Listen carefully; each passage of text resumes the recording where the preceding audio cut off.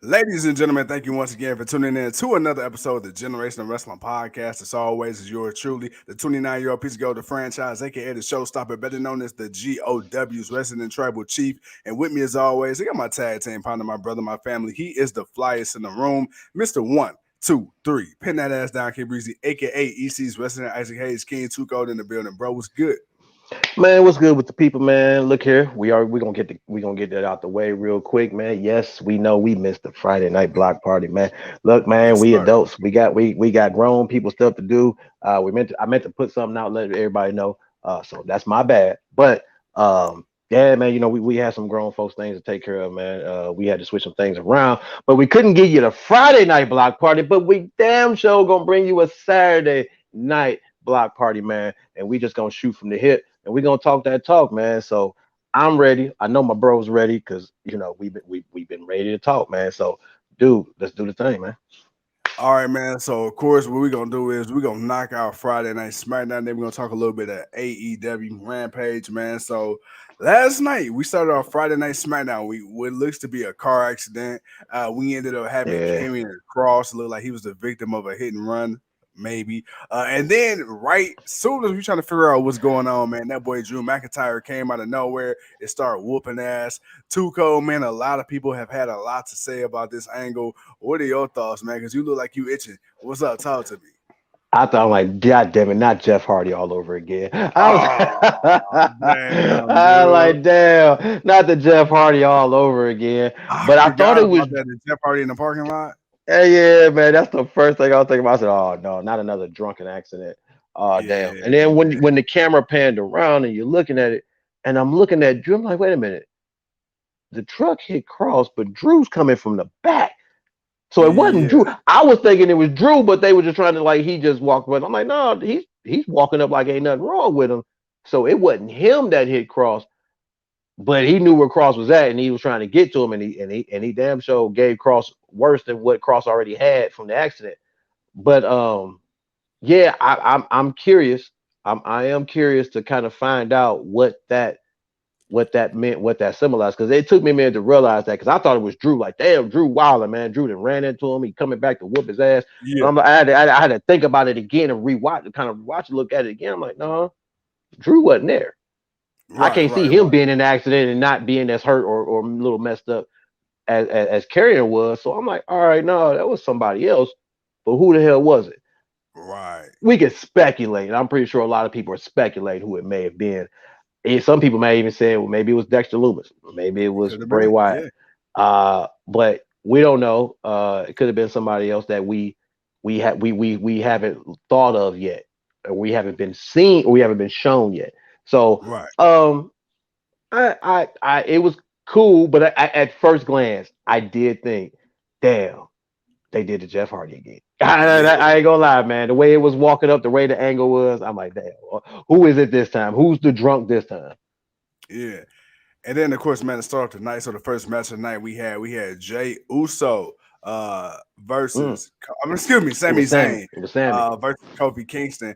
And with before Drew. Sami I Zayn mean, went out, with man, so Jay. you had Solo Sikoa and Sami Zayn and Jey Uso in the back. And then man, so they talking and everything like that. And then bro, so my boy Sammy get Sammy's a phone. ringtone.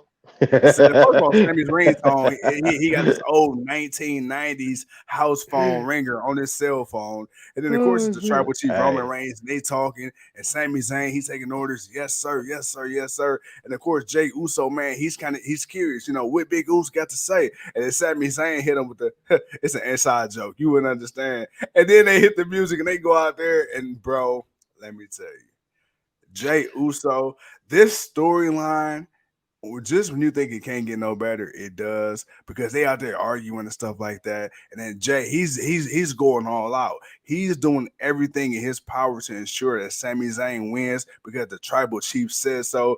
Jey Uso helped Sami get the victory. But the part that I found hilarious was at the end. They in the back later on and they have a segment, them three again.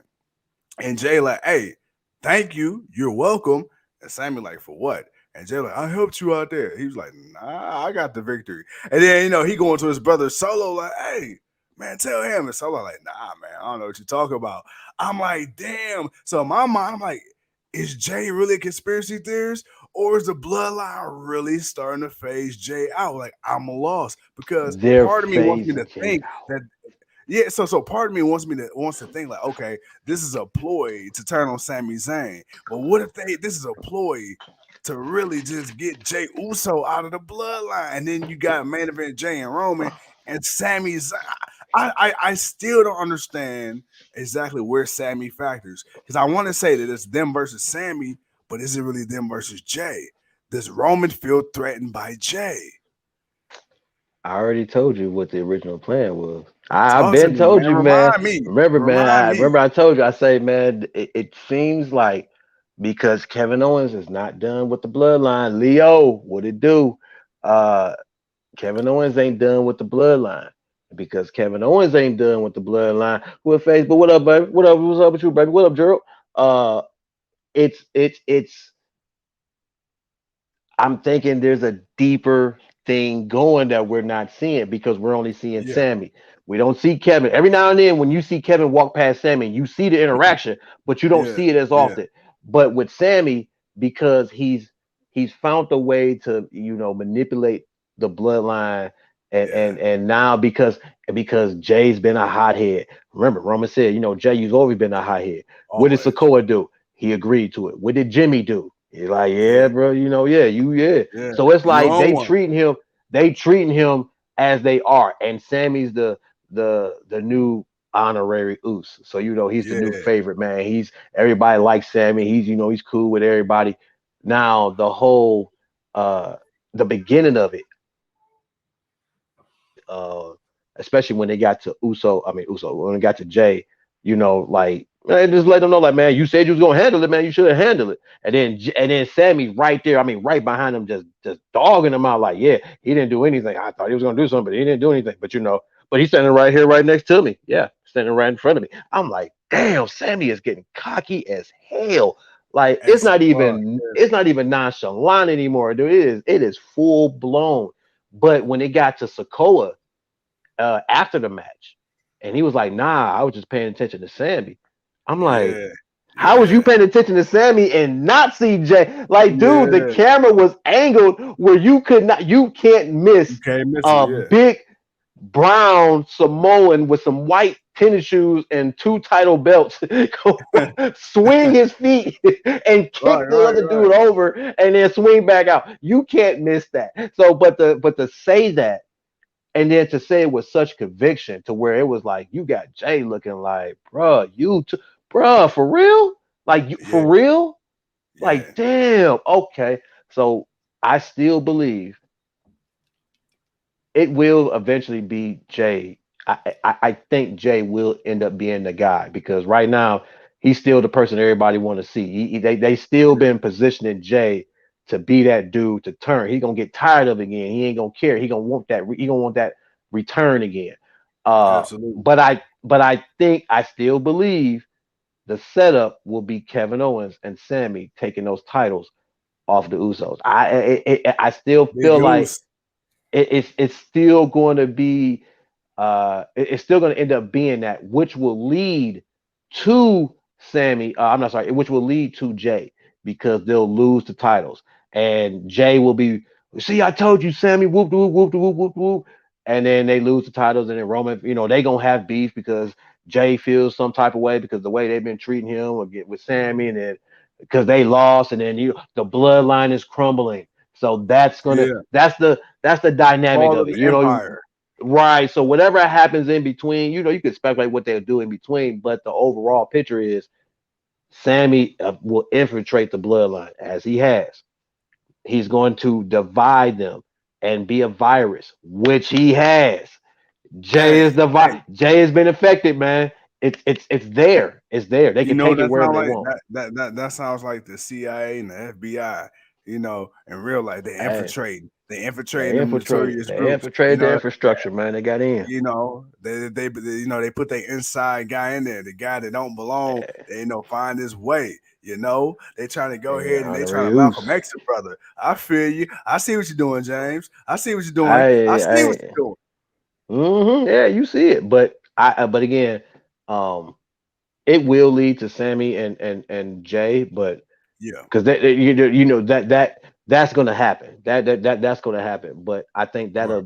I think Kevin Owens will be a part of that, and we may get that Kevin Owens and Sami Zayn being tag team champions.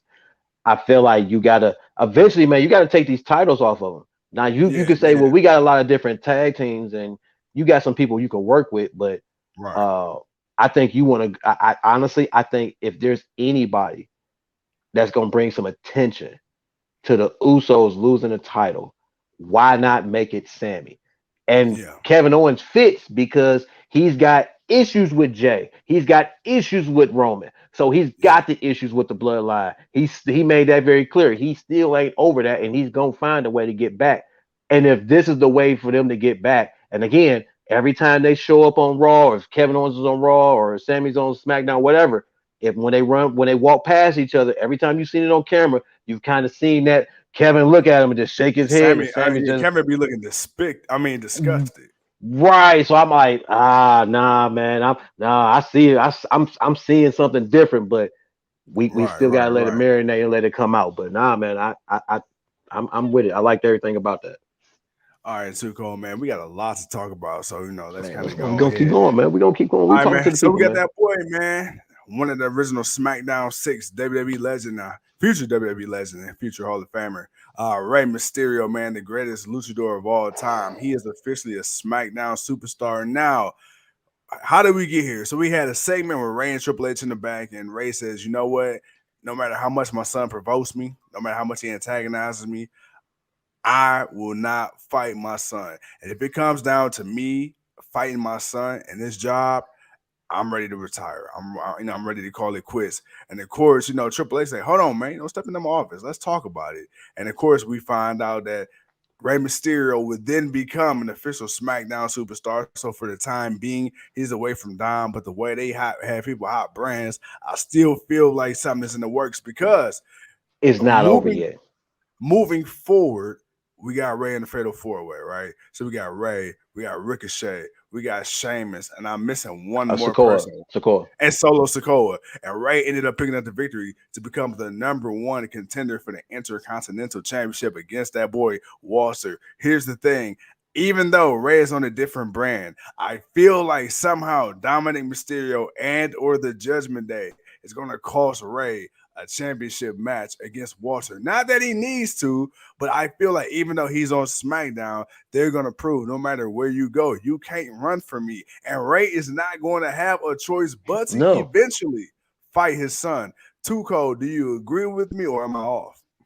no, you're not. But we had this conversation. We said the payoff for this will be at WrestleMania.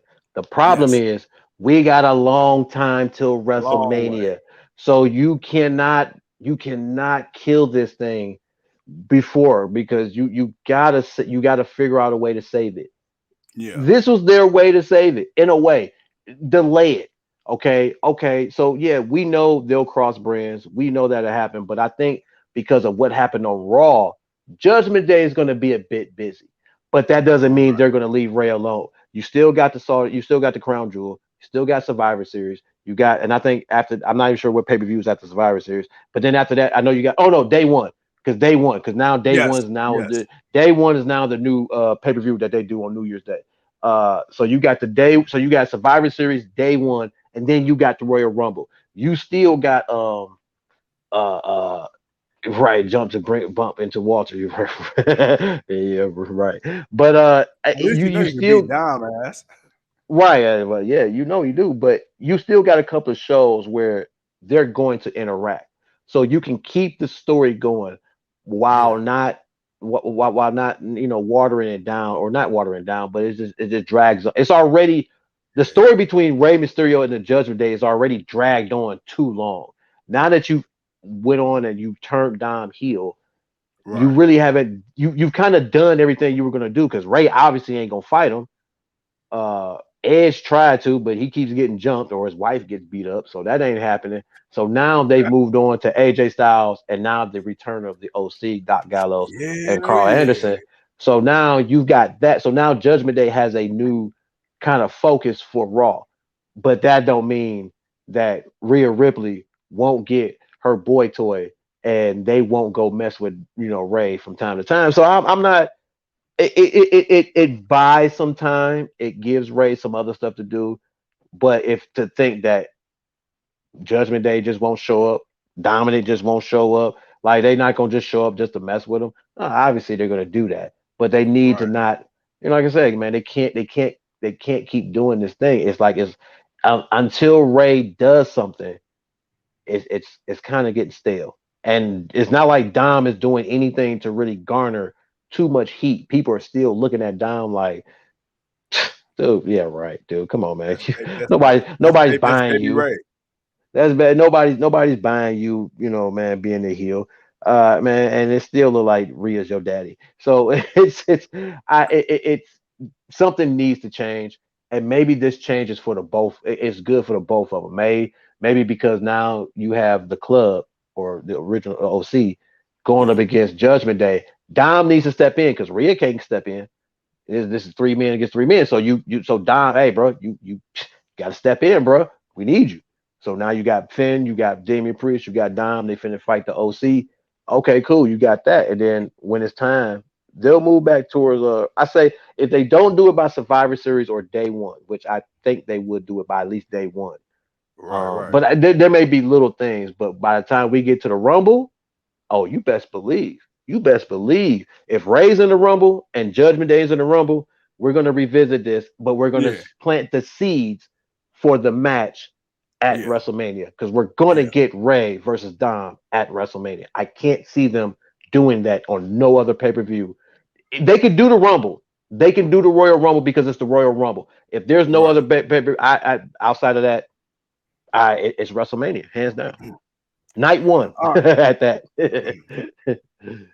All right, so then we're moving forward. So of course we got a 6-woman tag match. We got Roxanne Perez, Raquel Rodriguez, Shotzi Blackheart against I'm about to talk about Toxic Attraction. Oh my god, against Control. Okay. So we're really starting to see the NXT brand starting to shine on the women's side right now. Every woman in this match is an NXT alumni, which I can appreciate. Also, on top of that, I love Michael Cole, man, and ever since Triple H has taken over creative, I like Michael Cole way better. But I like in a sense because we used to complain about the storytelling, right? Because there, a match would be going on, and Michael Cole and whoever his partner be at the time, they'd be talking about goddamn anything other than a match. So it's very distracting at times. Then when they went to the 3-person commentary team with Renee Young, it was like it just didn't fit with them three with Booker T and Cole and Young. Now then you got Michael Cole and Wade Barrett, who's a hell of a commentator in his own right. But I like how in the past, if a wrestler came from another company or promotion or whatever, Vince typically disregarded their accolades. I like the little nuggets that Michael Cole dropped. So if somebody fought somebody in another promotion or way back when, you kind of get a background. It makes the match more interesting. It makes the person more interesting. If you didn't know who Roxanne Perez was, it's like, oh, okay, Roxanne Perez and Raquel Gonzalez. They had history back in NXT. Roxanne was also trained by Booker T back at his school. Roxanne was the first, Ring of Honor Women's Champion. It's stuff like that. So if you look at her like, who the hell is this? But you know who the other people are, now you're interested. I feel like it's those little tidbits, man, that really can make or break a match and or storyline or wrestler. What are your thoughts? Well, that's the one thing that we complained about when Vince was bringing people up. We're like, dude, why are you changing up what we know about these people? Yeah. We couldn't understand why you brought up Ciampa and Gargano. When on NXT they're a rivalry, you brought them up as a team. Yeah. Dude, it's like you brought up Raquel Rodriguez and renamed her Gonzalez. Like we not know this has been Raquel Rodriguez whooping ass in NXT for the last year and a half. I'm not going to switch it, but he changed her name. Shotzi Blackheart went to Shotzi. Dakota Kai went to Kai, or Tegan went to T. Every Toni Storm was Storm. Apollo, right? Like you change. Like I got it, but at the same time, it's like a lot of these people's characters, they were already over. Like they were already established and well known. You didn't really have to change their name. You could have just kept what was so great about him and just added Yeah. something new to him. Yeah. So for Triple H, he knows exactly who these people are. He basically coached and helped each and every one of these people be where that. He sat backstage at NXT and watched these people become what we Right. loved about NXT. So I'm not shocked or surprised by what he's doing or how he's doing it. Hey, mama, I'm What not, am I?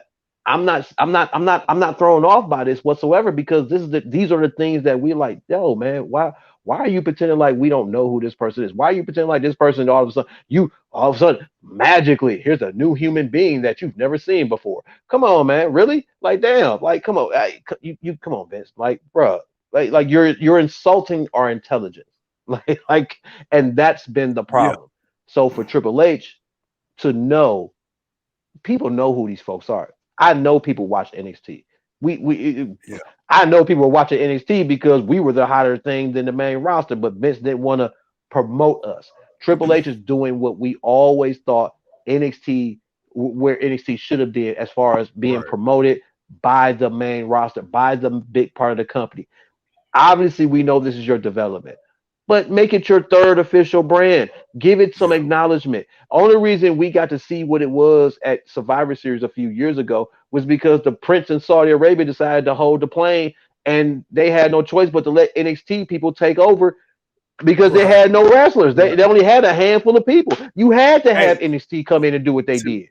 to me, that was the biggest like subliminal fuck you to Vince from It Triple H was. It because was. everybody from NXT went over that night. Everybody Every on that fucking body. SmackDown, everybody from NXT went over. How did they come in? They came in on a goddamn army truck just like DX did, and you got Yeah. Shawn Michaels and Triple H with Yeah. with everybody from NXT. Like, dude, that was the perfect Whole way gang to out be here. like, yo, this is who we are. This is what it is. This is the future Yeah. of wrestling. Like, period, man. These are the people that you gonna want to cheer for. And look at it now. Even before Triple H, look at some of the people that came up out of that. Bianca, all these other, the four horsewomen, a lot of people that Right. are Right. winning and have been promoted. It's like, bruh, we know where these people come from. Why not just keep presenting them like they are? Nikki Nikki Cross, man, like, she was so over, man. You wasted her. Yeah. I hated that superhero gimmick. I liked her with Alyssa Bliss because at least with Bliss, you know what I'm saying? She was working, she was doing stuff, she was getting better. But Right. with Triple H in charge, I like the connection. I like the fact that he's allowing them to pick a person from Raw and SmackDown to wrestle on NXT, which I'm going to Yeah. watch that. Obviously, Yeah. we got Yeah. Raquel. We're going to get Bailey. So you got two NXT alums, people that have definitely made a huge mark coming back to help make a huge mark with two new folks to bring them up. That's the way it should have always been.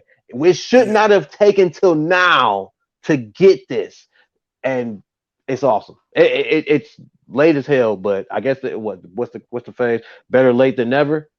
Yeah. I guess we got to take it.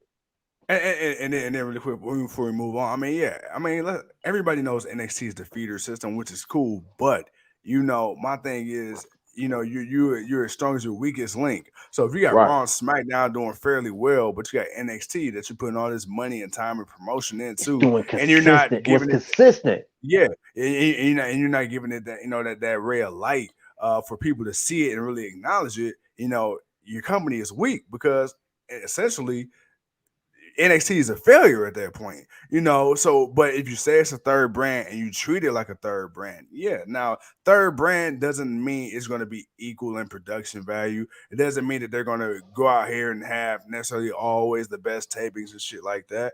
But it's like, okay, give me a reason to want to watch NXT because for a while, NXT was your top brand. It wasn't looked at as a top brand, but the real fans knew NXT was your top brand. Yeah, you could say financially and internally it was Raw and then SmackDown, but everybody knew NXT was what kept fans watching WWE for a long time when AEW didn't exist. So you can't sleep on NXT.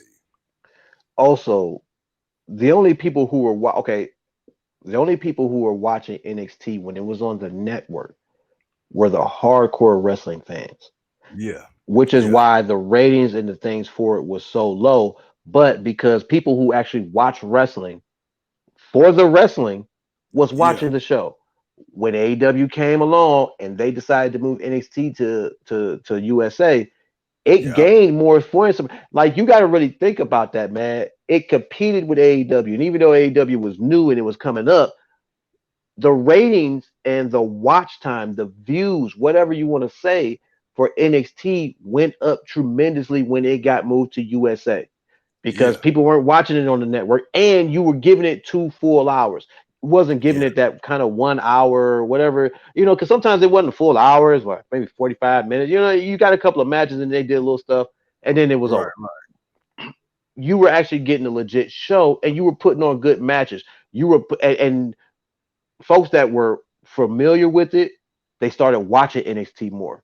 So Yeah. Yeah. NXT was doing, and that's why I say NXT was consistent. It wasn't beating Raw and SmackDown, but as far as the ratings, Raw and SmackDown would be so up, down, up, down, up, down. Yeah. NXT was consistent. You had a consistent 700 to 900,000 to almost 1 million people watching. Right. Because Right. at the Right. time, that's what AEW was doing. They were competing. Yeah. But you had way more people watching it. And for whatever reason, Vince could have crushed AEW. He truly could have crushed AEW. This is where I say Vince is not as cold hearted as some people think. Because if you really think about it, all he had to do was give them a little bit more backing. AEW might not have survived. That's just being real. Think about it. NXT was already a well established wrestling brand.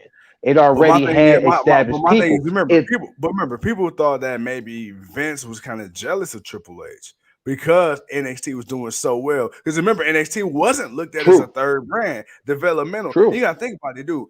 Everything that the fans wanted to see was not being done by Vincent Kennedy McMahon. Vince McMahon has a god complex. So as you see, how many people come up from NXT that came up to the main roster and we're like, dude, what the fuck? Why did Vince do that? It got so bad, we begged people not to get called up to the main roster. Like, I don't give a shit Yes. about you at WrestleMania. I don't want to see you Yes. at the Royal Rumble. I don't Dude, want to see stay in you at the NXT. Raw right now. Because guess what? That means that 9 times out of 10 in 2 or 3 months, you're going to be in the back of fucking catering. I say the greatest travesty. I say this and I stand by this and I'm going to stick with it. The greatest travesty, and there's been plenty to come out of NXT, no fault of their own. Shinsuke fucking Nakamura. There is Oh, no no, way no. Oh, no. Shinsuke. Sorry. Add Asuka to that. Add Asuka to And that because but they okay, butchered but Asuka on that one, too. here's the thing with Oscar. I'm gonna give Oscar a break only because the pandemic saved Oscar. They finally No. seen what they had. The you don't Oh, think the yeah, yeah, pandemic yeah, saved? yeah, yeah, Yeah, yeah, yeah. Okay. Yeah, yeah, because yeah, yeah. yeah, like when Becky Lynch had to when I retired, when she had to walk away because she had the baby. Bro, they Mhm. could have put that bet on anybody that was there. They put that shit on Oscar. You know why? It didn't matter if she can cut a promo. You know why? Because she could fucking go in the ring and she was And she entertaining as showed up. all hell. She showed up. Yeah, Oscar was one of yeah, those people that was constantly there. So Vince rewarded her for that. It not regardless, he rewarded her for that, yeah, and she earned that. Like she yeah, earned that. But my thing about that, and I want you to finish, but was yeah, that the travesty with Oscar was you brought her up. You had the undefeated streak. You wasted it by having her lose to Charlotte. She should have yeah, beat Charlotte. You would have yeah, had the star that you have in Oscar now. It could have been way bigger then. That was the mhm, issue. And for Nakamura, that was a bigger issue because Vince obviously didn't know how to work with them. But that was the thing about NXT that made people respect it and watch it more because one, we saw how Triple H was grooming and presenting the people.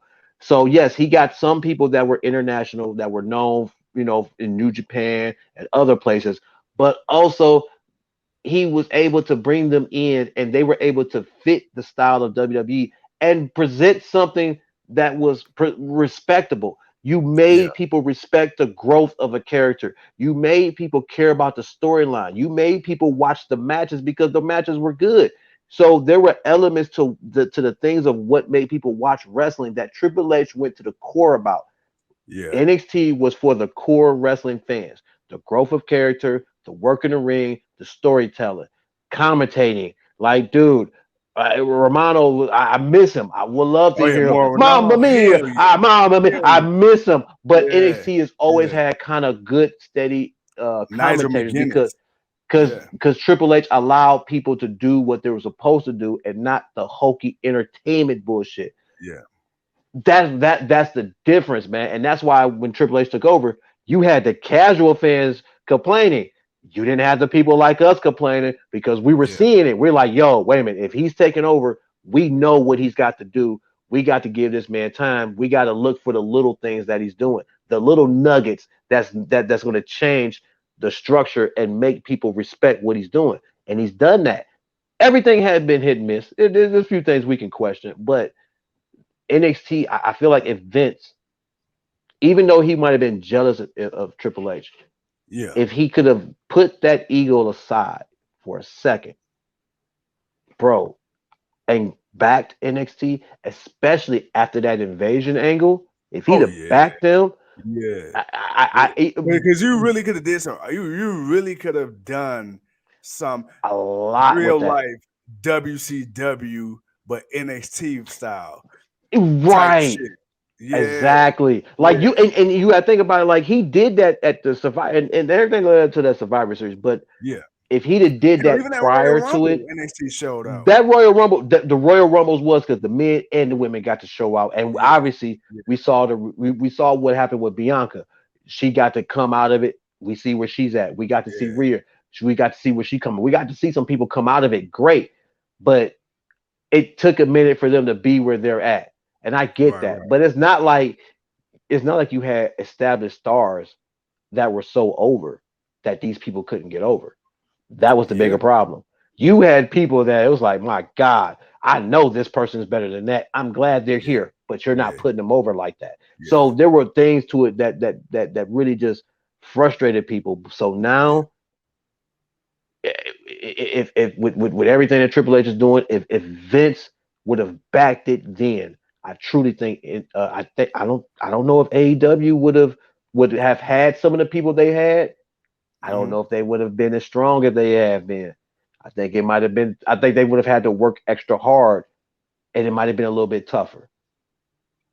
All right, man. Speaking of AEW, we definitely got to get to that before we get too late. But we got one more topic to talk about. That is, of course, man, the return, the Friday night SmackDown return of one of the most sought after wrestlers in professional wrestling history. I'm talking about the Eater of Worlds. I'm talking about the Fiend. I'm talking about the former world champion, former tag team champion, the court leader, Bray Wyatt.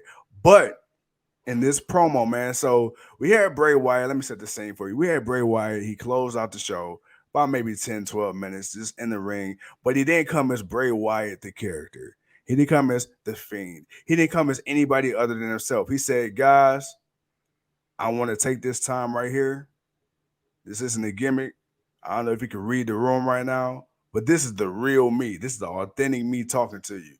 And he went on to say how when he left WWE, man, he pretty much went through a downward spiral.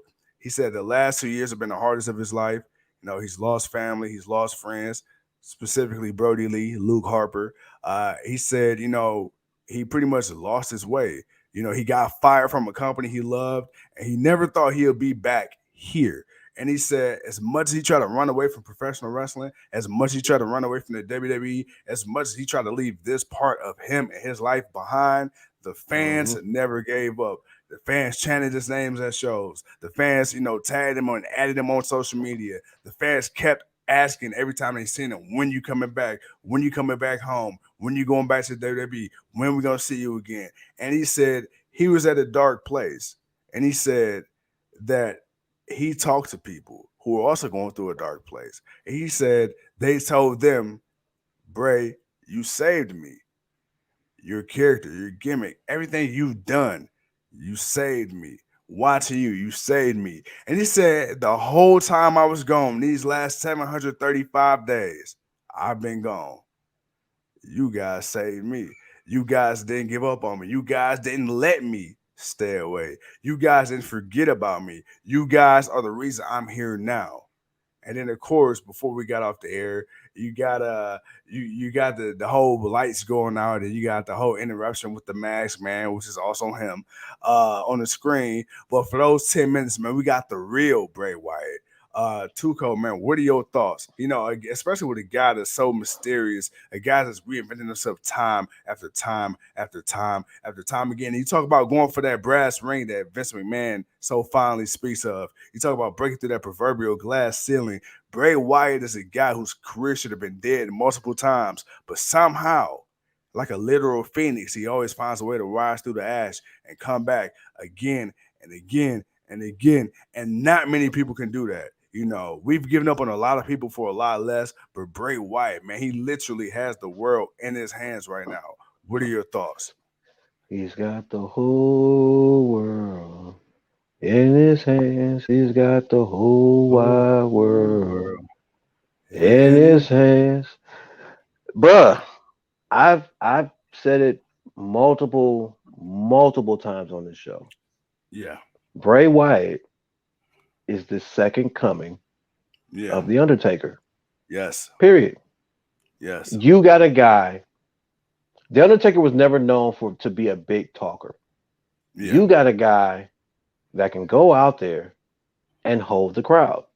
Absolutely. That's a win. You got a guy who has creativity about a mystique, about a character in a profession you know well of what it is, but yet you can't take your eyes off of it. Damn it, that's great storytelling. Is he the greatest in the ring? You know what? He can work the ring. There are wrestlers, there are technicians, and there are great workers. There are people who know how to work the ring. Bray Wyatt knows how to work the ring. I won't call him a great wrestler, but I will call him a great in-ring worker. The dude, okay, the husky hairs, I was never a fan of it. I'm never a fan of the husky hairs. No, I ain't got it. Only thing I was a fan of was the army tank with a Ferrari engine. That was probably about the only thing that it was like. It was like, you know what, that's kind of unique. But it's that little thing of just knowing how to say something and just bring attention to it. And it was like, bro, like Husky Harris was really he wasn't really much of anything, but right. You can never forget that, man. Army tank with a Ferrari engine. It's like, really? Damn, that's a hell of a damn a Ferrari, a army tank with a Ferrari engine. Hell yeah. I want to see it. Like, I want to see it in real life. I want to see what that looks like because I think that's badass. But it's the little things about what he does, and when he became Bray Wyatt, the cult leader, dude. Oh my God, the lantern, the music, ominous music, getting the crowd. You got nothing but a sea of cell phones, and then they started passing out little lanterns. Then you got nothing but little lanterns just waving in the crowd, and the crowd is just waving the firefly, and he's got the whole, like, dude, come on, man. Yeah. There are only so many people in this business that have a gift to be beyond a wrestler. You can say maybe I'm reaching, maybe I'm not. But when you have to look back in the last 20 years and you look at the people that have come up and the uniqueness about them. Yeah. You know, what makes that person stand out from everybody else? He has always been one of those people that has stand out. He has always stood out. He has always been able to work the microphone. Like, again, a great in-ring worker, hell of a character. Even again, when Bray Wyatt should have died, the character they're burying Bray. Why are they burying Bray? But yet he comes back and it's like, no, we as the fans refuse to let him die. Absolutely. We saw what Bray Wyatt was. We saw what the cult leader was when he brought the Wyatt family in. We saw what all of that was. And again, and I don't know, people are like, wow, man, well, and I know people were like, man, you know, I don't never think the Undertaker could have, you know, it was best for the Undertaker to start off where he was. And it was, because it gave an idea to others like Malachi Black, Aleister Black, whatever, Bray Wyatt, to be that type of kind of ominous kind of character, and to find a way to make it work. No one thought we would ever have a character like The Undertaker because of the way that the business has changed. And yet we ended up having one. I'm sorry, man. Bray Wyatt captured people. When he showed up, you paid attention, you listened to what he had to say. No matter if he lost or what, he always made everything look awesome.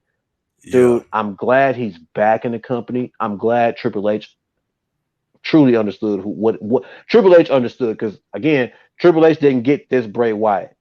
Like I don't think Bray Wyatt, when Bray Wyatt was in NXT, he was Husky Harris. You know, that was the bullshit NXT by the time he came up. So he that's didn't like get the game show and shit. Right. You know, I don't think he really truly like I know he kind of went there and came, you know, he went back, kind of redid himself and then came back. But if Triple H had Bray Wyatt for a longer period of time instead of him coming up to the main roster, I don't think he would have ever got fired or got let go. But just being an authentic character, being something that's different, bringing elements to the table that makes you a fan of the business and what it does. And I mean, honestly, he's the son of IRS. He's son of IRS. Don't ask me to say his name. I'm drunk, but I'm tipsy. I'm not drunk. I'm tipsy. But Mike Rotunda, right? Right, Mike Rotunda. Yeah, right. The IRE is, But the point is, he knows the business. He has it in him. He's shown it. The people have seen it, and we have been begging for it. We have been begging Vince, come on, man, and he gave it to us because Bray Wyatt won the WWE Championship. We just hated what happened after it, because it was like, no, this was the opposite of what you were supposed to do. You weren't supposed to break down Bray Wyatt. You were supposed to build him up at WrestleMania, but you had Randy win. So that was the only bad thing about it. Right. Other than that, man, because I want you to talk, man. I appreciate what he said. Honestly, this just made people. If you weren't totally convinced as a fan, damn it, there's something wrong with you, because now you should be a fan, because now you can see the genuine of the craft and the seriousness of this business and what it does for folks, and for a guy like him to be creative and to have the creativity that he has.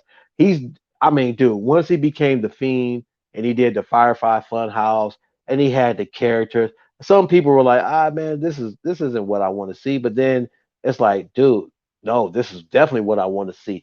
We all wanted to see Rabbit and Rabbit, Husky to Harris. We wanted to see Abigail. We wanted to see the Buzzard. We wanted to see the Devil, Vince McMahon. And then when he added Alexa Bliss, I'm not gonna lie, I actually liked that he added Alexa Bliss.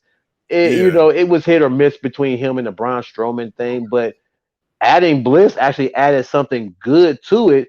We just didn't get, but unfortunately, it came at a point where he was halfway out, and so was the WWE. So to have him back, to have him speak truthfully and honestly, you can look at wrestling as an overall for what you want to, man. But we're the crazy ass fans that love it for what it is, and this is what we appreciate about folks like Bray Wyatt, because we see the passion and love that he has, and it wasn't appreciated. And the wrestling world all couldn't figure out why Vince thought that was a great idea. We all trashed WWE for doing that. But I'm glad that he's in a great place now. I'm glad that he has, he didn't give up faith with the fans, and that the fans showed that the love that the fans showed to him for his creativity and the genius of who he is and what he brought to the table. I'm just glad that he saw that, and he's able to work through whatever he's able to work through, and we can see him be the greatness of what he can create. Now that he's done that, I can't wait. I can't wait. I can't wait because oh my god, I know he's got some shit cooking. I know he that bag, whatever was in that bag that he had before he got let go, that bag is now fuller than what it was when he left. So I Oh can't yeah. wait to see what he pulls out of it. I can't wait. I can't wait. All right, man. Next up, so we're gonna kind of get through the We're gonna run AEW through part. AEW. Because We're there gonna run wasn't through really a lot to talk about. So I'm gonna AEW. run through the match card. Then we're gonna talk about the key moments of the match card, man. So we got Jon Moxley and Claudio Castagnoli representing the BCC. They took on the Butcher and the Blade. They ended up picking up the victory. Then we got Ethan Page versus Isaiah Cassidy for the rights of Private Party. Ethan Page ended up picking up the victory. We got FTR and Sean Spears in the trios match against Brian Cage and the Gates of Agony. The FTR and agony, Sean yeah. Spears ended up picking up the victory. Tuco, man, one of the things and then we also got a segment, man, in the match. We had Nyla Rose versus Anna JAS. Nyla Rose picked up the victory. We had Jade Cargill coming out to get her title. She was stopped by security, beat the hell out of security, and Nyla Rose escaped with the title. So it seems like, man, we're gonna get a Nyla Rose versus Jade Cargill. Tuco, man, do you think Nyla Rose will be the one to take the belt off of Jade Cargill? And also, Nyla Rose is the first woman in AEW to hit 80 wins, by the way. Just putting that out there. So congrats to her. No. So kind of go in order of where we started. So the Blackpool tag team match with Claudio and Moxley versus Yeah. Butcher and the Blade. Uh, it was okay. Um, there were certain spots it was like Profane? Yeah. but for the most there were parts where I was cool with it. So it was an okay overall. It was an okay good tag opening match. Right. His promo to Moxley, I'm sorry, Moxley's promo to Page at the end, having Claudio, Mm-hmm. basically, let it be known what it is. Right. Just add that little extra spice to this Tuesdays, ladies and gentlemen. Want to put that out there? Tuesday, Tuesday. Tuesday, we will have a Not Wednesday. special Tuesday show of Dynamite. So because I forgot next week is NBA and all that, NHL home All openers and that stuff. jazz. Yeah, so that was okay. The whole private party. I told you that shit was going. Dude, oh my god, man! I told you that shit was going to happen. Ethan, dude, Isaiah Cassidy, bruh, I don't ever want to just sit here and just say something totally negative about a group of people, but I can't be totally disrespectful to Private Party anymore. Uh, those guys are way better in the ring than I am. Right, You right, know, right. those guys, to truthfully be told, those guys are better in the ring than I am. Um, but as far as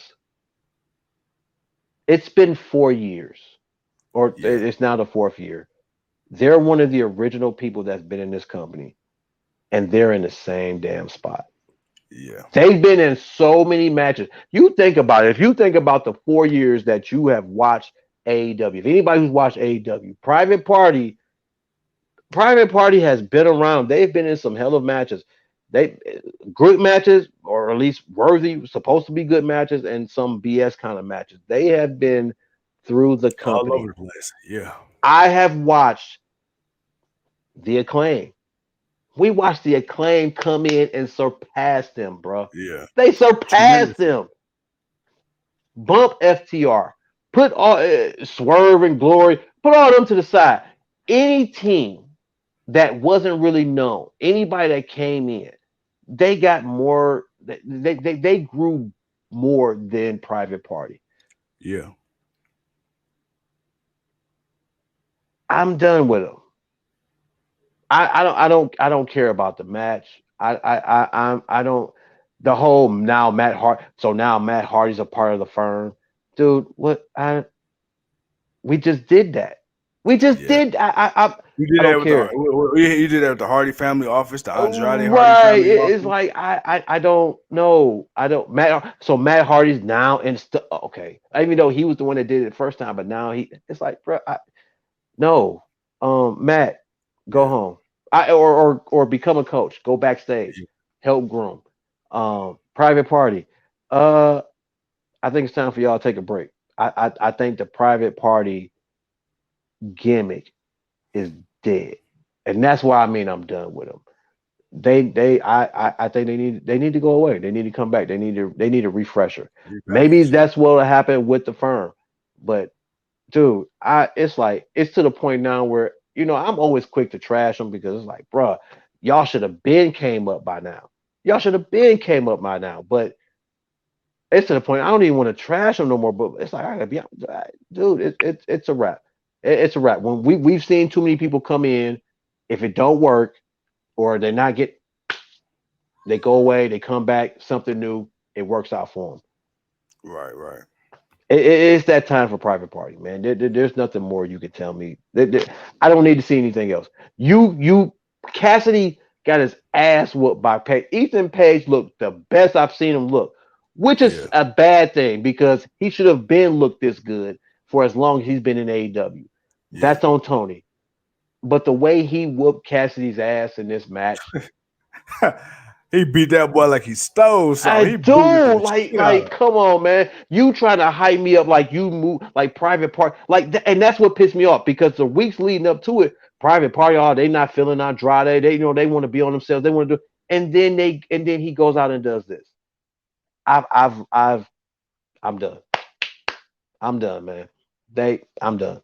I don't even care what's going on when they come on TV, bro. I'm muting it or I'm fast forwarding it. I don't even care no more. It does not matter. Oh, sorry. And then Yeah, you so good, man. we got, at the end, at the end, so we got two more things, man. So we got Sean Spears. He said some stuff that was filmed off camera. And Sean Spears was like, there's been rumors going around about whether I was done with wrestling, was I done with AEW, and I'm a private person. But I feel like I owe you guys an explanation on where I've been the last few months. So of course, his real life wife, Cassie Lee, formerly known as Peyton Roy, she's pregnant with their soon to be son. But he also lost his mother, man, within the last few months, and he had to take some time away. AEW, they made their Canada debut, and that hit him kind of hard because his mother would have been in the front row, as she has been to many of his shows. And this time he wasn't going to have her, so he needs to take some time off for himself, and not only for himself but for his family as well. But we got him back, and we got him back as the perfect 10. That's the gimmick. The chairman thing was different, but bro, we love the perfect 10. So now we're going to get this Sean It Spears wasn't back. consistent. Yes, yes, the chairman was not consistent. And I think it really went downhill very quickly after that botched chair shot to Cody. Shit happens in pro wrestling, but I feel like that really kind of put the nail in the coffin. I think a lot of people viewed him, especially backstage, as unsafe, and it just kind of put him in a I, weird position, man. real quickly, the only thing about that was AEW was still relatively new, and people were Yeah, so used to WWE not doing the things that AEW was doing that when AEW did them, people were still in that shock first kind of mode. So they kind of had to yeah, react to that, and I felt like that was unfair to Spears because we don't know him to be an unsafe worker. I've never heard rumors that people, oh, he's unsafe. He's not this. No, shit happens in wrestling sometimes, man. And that was one of those shit happens kind of moments. But I felt like he was unjustly kind of thrown under the button, not by the company, but by the fans for that. Because, bro, that was an accident. Like, he didn't, yeah, like, yeah, he's overshot it. We've seen plenty of people overshoot or undershoot or not hit something on target. And we know it wasn't malicious. And I'm pretty sure when he yeah. did it, you can kind of see the reaction in it, but he's on TV. He's got to stay in character. That's one thing about wrestling. You can't jump out of character. You got to kind of stay in character sometimes, man, Right, especially right. when you're telling a certain story. I feel like that was a disservice to him by the fans, not by the company, but by the fans. That he didn't deserve that. And then after that, man. So then, again, we this time we get the speaking of wrestling news and rumors, and speaking of where they might go, we got the Kingdom, OGK. We got former Ring of Honor champs, man. We got Matt Taven. We got Mike the Miracle Bennett. And of course, we got one of the hottest women in the game right now, especially when it comes to women's wrestling and really grabbing it, by the reins and taking it on. We got Maria Kanellis Bennett. And I'm not talking about, and when I say that, I'm not talking about wrestling wise. I'm not talking about she's a great Okay, wrestler. I'm okay. saying what she's done for the women's wrestling business. Yeah, Because she's we said, definitely been in it. She's definitely been in it. because when we said, when we were trying to figure out, okay, who could Tony Khan get to spearhead the women's division, we talked about possibly Maria Kanellis Bennett in the backstage role, or Gail Kim, or Mickey James, or somebody like that. So now we got Paige in the backstage role. We got Madison Rain as a coach, also in the backstage role. Two legit competitors. But now you add on Maria Kanellis Bennett, who's got that indie experience, but she's also got experience working for the biggest company in the world, WWE. You got Mike the Miracle Bennett, one of the greatest independent workers out there, and he had a little run at WWE, but personal issues kind of derailed that. But then he went to Impact again at Ring Creative of Honor. derailed that. And that Well, was on that Paul too. Heyman. That was Yeah, on that Paul. too. That And was on then he Paul. got his act together, and then they formed the OGK along with Matt Taven and the others, and they became one of the biggest factions out there on the indie scene. Now their home is AEW, and he made it known. They're going back for that ROH tag team titles they technically never got a rematch for. What are your thoughts? Because it seems like Tony's going to bring it back to AEW, but under the ROH banner. Do Which you I'm like fine that? with. I'm Okay. fine with that. I'm fine with that because again, you don't need to bring them to AEW, but we understand what Tony's doing with the ROH champion with the championships and the company. Yeah. They don't have a deal. He still Yeah. tries to put on the pay-per-views when he can, but they don't have a TV deal. So he does not want the championships to lose any prestige, man. He's got to keep these titles relevant. That's why people are complaining about, well, AEW's got too many championships. Hold on now. Yes, AEW's, first of all, you got to think about it. AEW had the World Championship, the Women's Championship, and the Tag Team Championship. That was it. WWE, yeah, granted, they're WWE. They're well more established. They got two world titles, two mid card titles, two women's titles, two tag team titles, and whatever else you want to add to that. When you have so much people, you have to have different. You got to have something for people to fight for, man. We I was all just going to understood say at this that. point, everybody's not going to be the top brand champion, women Yeah. or You men. can't. No, so you need tag teams. You need to you got to have some of these other people. So when you look at AEW, you got to look at, yes, they got the Tony Khan owns ROH. He has AEW. AEW now has a well, they kind of got too many. Maybe they got too many mid card championships that you can. But I feel like one of them is more for a younger talent than the mid card. Like yeah, you got the AEW, you got the Mid Atlantic. The Mid Atlantic is kind of like the Intercontinental Championship. That's their true mid card title. Yeah, the TNT was kind of the first one. A lot of people probably feel that should be the mid card title. I feel like that should be the television title. I feel like that should be the championship for a younger talent that they want to get over and want to show that they maybe have the potential to be the Intercontinental or Mid Atlantic or whatever top brand champion. So I have no problem with the TNT championship being that TV championship that it should be. I have no problem with the Mid Atlantic. They got the tag teams. Now the trios, I get why people probably don't or do like them, but when you think about it, you got so many people that kind of create their own factions. You kind of got to give them something. You got some Yeah. factions, man. You got to give them belts. You got to give them something. At the end of the show, well, not in the show, but when Jericho came out, we we had what was that, the ROH 6-man tag champions come Yeah. out. So it's like, man, you got so much good talent in this company nowadays. You kind of got to give everybody and every category or group of singles, women's groups, six factions. You got to give everybody a little bit of something to fight for. Right. Uh, Right. Right. but overall, other than that, man, you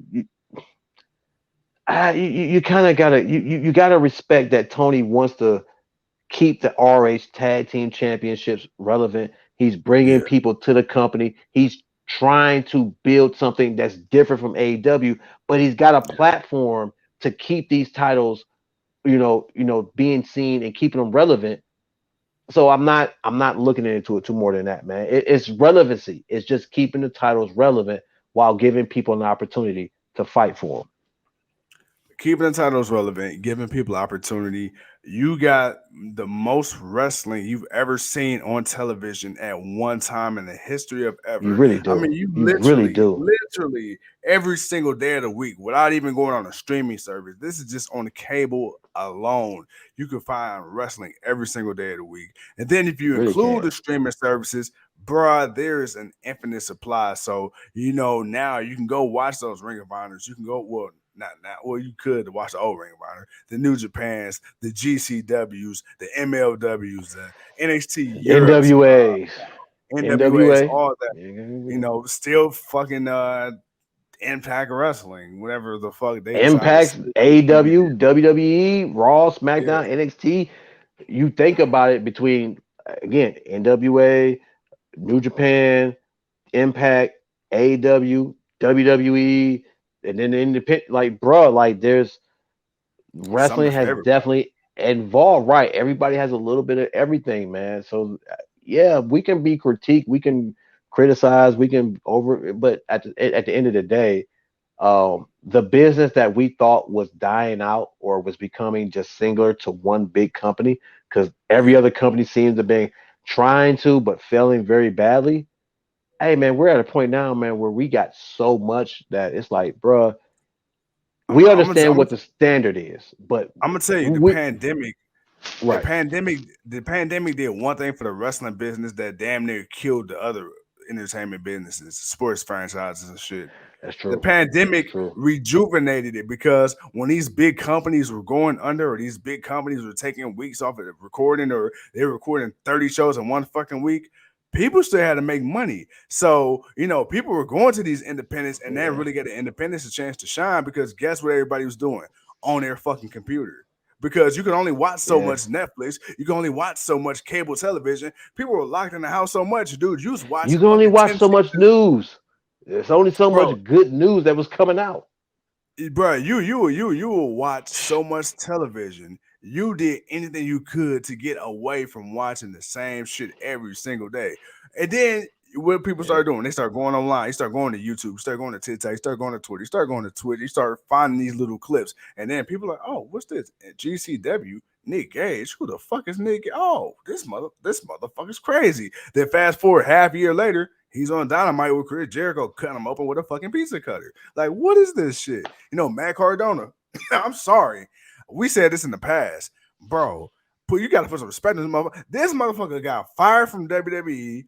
Probably one of the goofiest fucking gimmicks, one of the most over gimmicks, one of the But was the goofiest. most over gimmick. Bro, this motherfucker, you talk about Kenny Omega was the title, the belt collector. He was the belt collector on mainstream television. This motherfucker, Matt Cardona, has literally went to every single independent at the same goddamn time and held all the championships. I'm like, so Except for AEW. you got to get that motherfucker his credit. So it's like, man, a lot of Yeah, good put some shit has respect come on out. his Thunder name. Rosa, we got Thunder Rosa, NWA, thanks to the pandemic, we had to join up with NWA, we had joined with Impact. We had a couple of good storylines out of that. The Good Brothers had a Pete. decent little run, Yeah.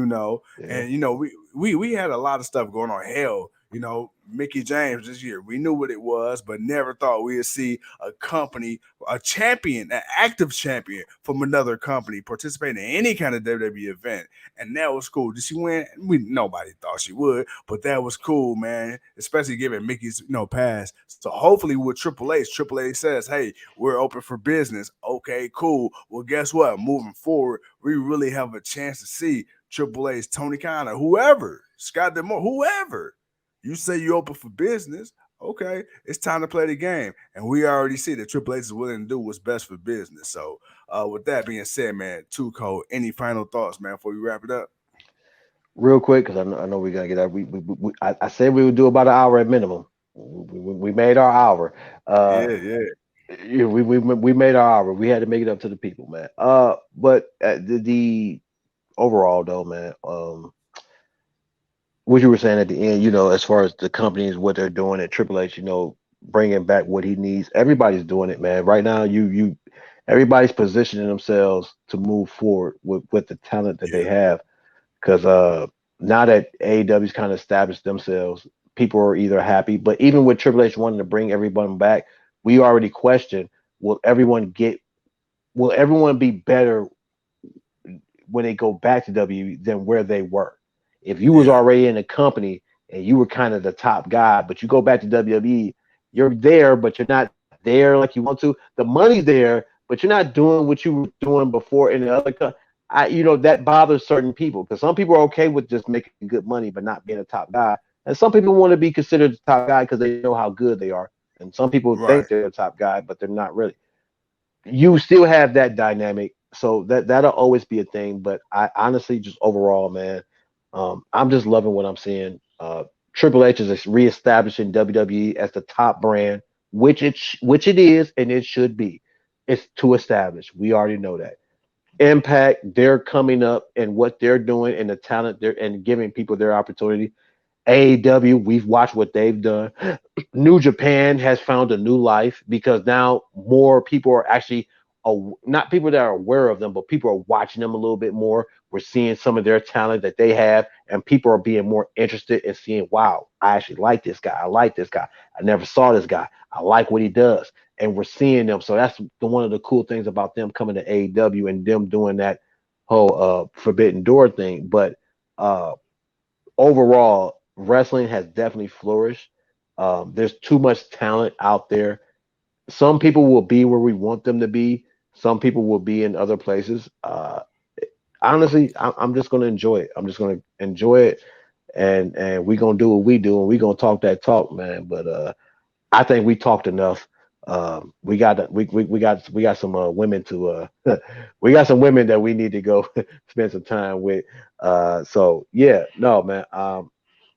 Good show, good talk. We had to get this all out the way, man. But overall, man, I'm glad Bray Wyatt's back. And I definitely can't wait to see what's going to move forward with him. Well, with that being said, ladies and gentlemen, boys and girls of all ages, thank you once again for tuning in to another episode of GOW, the Generation Wrestling Podcast. As always, is yours truly. I am the 29-year-old piece of gold. He is your King Too Cold. And until next time, we'll see you when we see you. Peace.